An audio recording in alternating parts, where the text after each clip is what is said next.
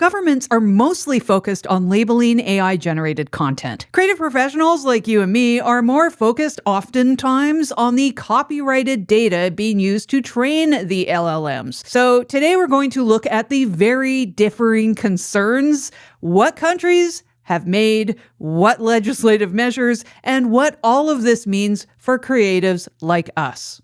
Now, there's a pretty big disconnect in the global conversation about artificial intelligence.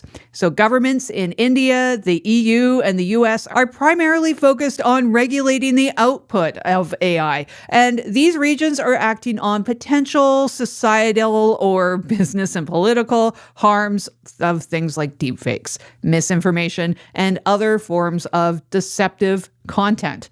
But creative professionals, we are often focused on what's going into the LLMs, like what's being scraped basically from the internet.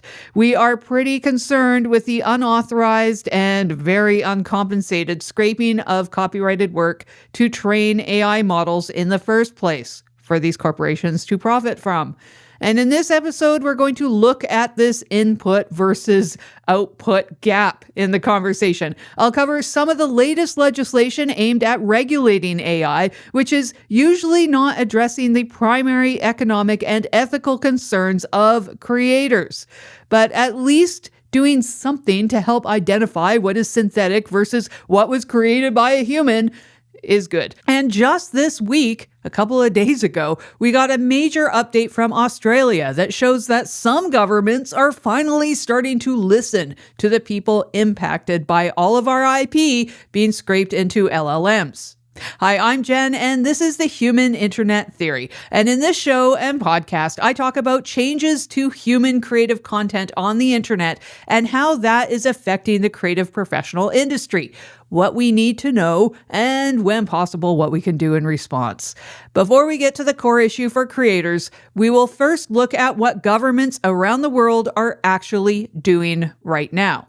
So let's start with India. The government there has just established rules for what it calls synthetically generated content, or SGI.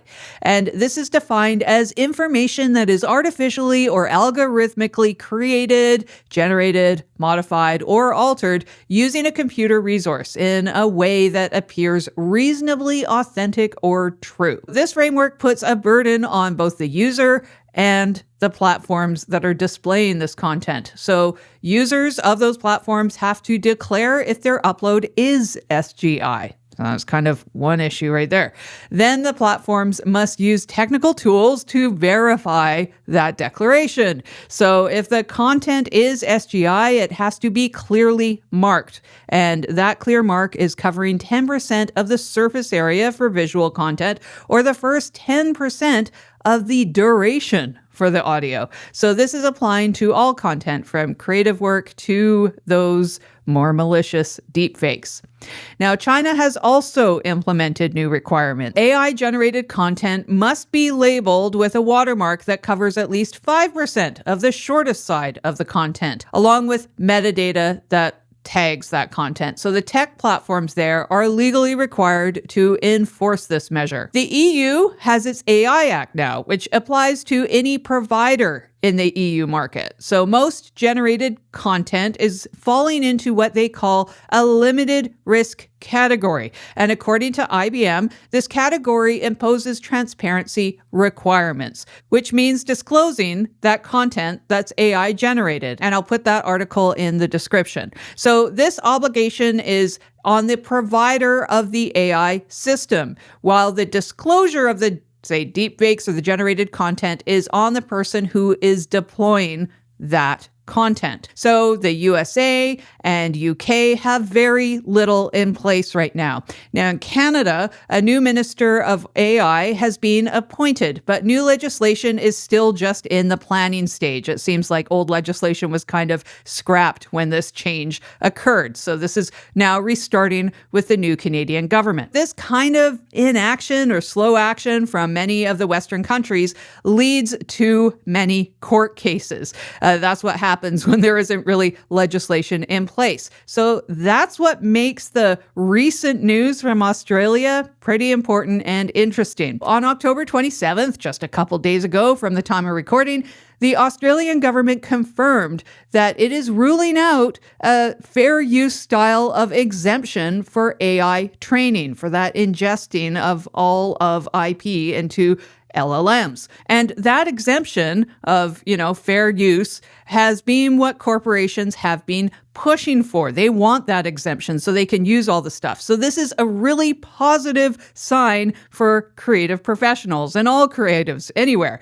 So the government's position is that AI models using copyrighted works for training already require a license under current existing Australian law. So it doesn't sound like Australia is really interested in creating a new loophole for the tech companies to use. And Australia is moving in a direction that supports and protects artists and creative professionals. So this is a good thing, which is why it's also so important to voice concerns and advocate for creative protections of IP remaining in place for the future. So the global regulatory focus is mostly, not entirely, but mostly on labeling AI content, on transparency and declaration, if anything is in place at all. But that focus really kind of misses the main issue for creators. So a good example of what's happening right now is the musician, the YouTuber, Davey50. He discovered that an AI service, which was kind of implied in those videos, I'll put the links in the description, you can check them out, allowed users to upload his copyrighted recordings into the service. And then they used those stolen songs to generate new derivative songs. And this example is just one of many of why creative groups are lobbying governments. So in Canada, the Coalition for Diversity of Cultural Expressions, or the CDCE, is pushing for 3 measures. And one of these measures is a requirement for AI developers to disclose the data used to train their systems. And I'll put that source in the description. So we see this sort of thing happening in the US as well. So the WGA strike that was fairly recent led to contract protections for creatives. SAG-AFTRA and the RIAA have been lobbying hard as well. SAG-AFTRA for protections against deepfakes and the RIAA for copyright protections. And the WGA strike, for example, won those protections that AI cannot be used as a source material or to rewrite scripts. And this protects writers' credits and compensation as well. So speaking of writing, join my free newsletter at humaninternettheory.com and I'll send you some real human writing. Mine. And I'm working on improving my segues, so you're going to see different ones all the time. So because we don't have many or any regulations in place for ingesting all of the data and creative assets that lead to a whole bunch of unauthorized derivative work, creators are often taking matters into their own hands. And as such, this has led to a whole bunch of class action lawsuits. According to the website ChatGPT is Eating the World, as of late 2025, there are now 82 copyright lawsuits that are filed against AI companies worldwide, and 56 of those are apparently cases just in the US. I'll put a link to that in the description, of course. So clear labeling of synthetic content is important. That helps the humans consuming content. That's all of us. It helps us identify human-made creations when it's now getting really hard to tell what is what and what's real, what's not, what's a deepfake, what was created by hand versus computer. Now that copying is so accessible and easy to everyone to do. The labeling also demonstrates to the internet people consuming all of this stuff just how much content is being generated without much of any human oversight.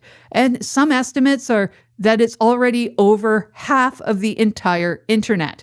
And this is going to allow people, the humans, to make choices about what content they even engage with. Like, if you can't be bothered to even read what you paste onto the internet, why do I want to consume it, right? But a regulatory focus on labeling, that misses a couple of things. Like, will people even use or declare what they're creating? For example, watermark removers are Very common, very popular in the app stores right now. And will the platforms even disclose what is declared? An investigation by the Washington Post tested 8 major social platforms by uploading a video containing the standard metadata to flag synthetic content. And only one platform correctly added a warning label to let people know that the content was generated by AI. So there's still a lot of issues in the labeling conversation. So that makes the more pressing and pertinent issue in all of this the copyright part of it. Derivative works are being created from material that was never intended to have derivatives. And access to something on the internet, as we know, does not give anyone the right to create derivatives from it. And even if derivatives were allowed in the licensing, the current usage is often incorrect because credit is often required as part of that license, and then it has to be released under the same licenses again. So the 82 lawsuits show what happens when regulation isn't in place or the regulation fails. And this is exactly why the Australian government's decision to enforce existing law is pretty darn refreshing to hear this week. So the copyright owners are being forced to take on this fight themselves in the courts because lawmakers are kind of focusing on the output side of the thing and are not working on the input, the copyright issue. And as a creator, this input issue is what I'm concerned about, obviously, by this point. The part where our assets are being used by these LLM corporations without asking, and those LLMs are allowing all of these derivatives to happen. And that is the real fight here.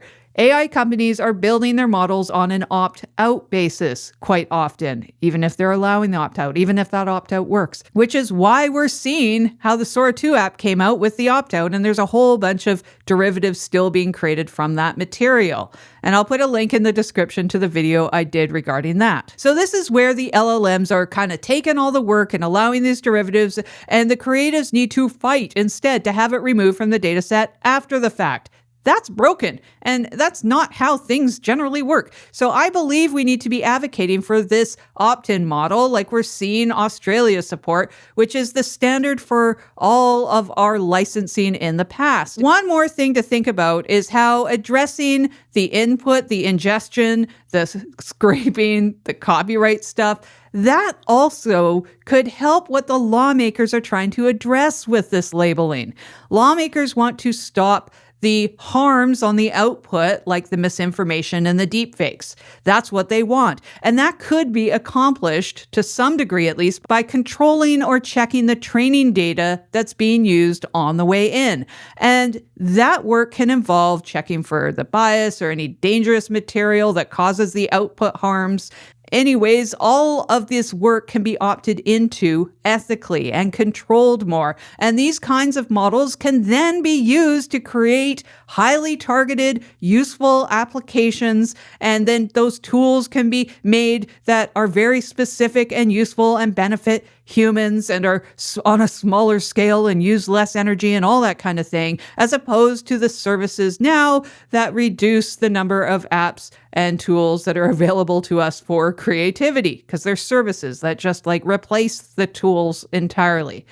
But let's get back to us creative professionals now. So unions and organizations such as WGA and RIAA have the money and the resources to fight for the artists that they represent. And those are big organizations with collective bargaining power and money. So what about independent YouTubers and individual writers and visual artists or podcasters? What about all of us that don't have those resources or organizations behind us? We can't afford to launch one of those 82 lawsuits. So therefore, the input, what the LLMs are taking from us as well, is kind of like the small guy versus big guy situation. And that's why we need regulation from the top down, like in Australia. The current system of forcing the fight onto the court systems through these lawsuits only helps larger artists and people who can afford it. And many of us independent creators are kind of left out of the conversation. And I mean, assuming that the court cases actually succeed in the end, right? So right now, the governments, some governments, if anything, are focused on the outcome, the symptom, the deceptive content like the deepfakes. But us creators are focused on what could be an actual solution to that, which is the unauthorized training data being controlled more. And this is a solution that at least one government is starting to recognize, and that's great. And I'll be back soon with another episode. Bye for now. Episodes are written, directed, edited, and produced by deHaan at stereoforest.com. The show's website is at humaninternettheory.com. You can find this show as a podcast, distributed wherever you find them, such as Apple, Spotify, Amazon Music, Overcast, Pocket Casts, and more. Thanks for watching.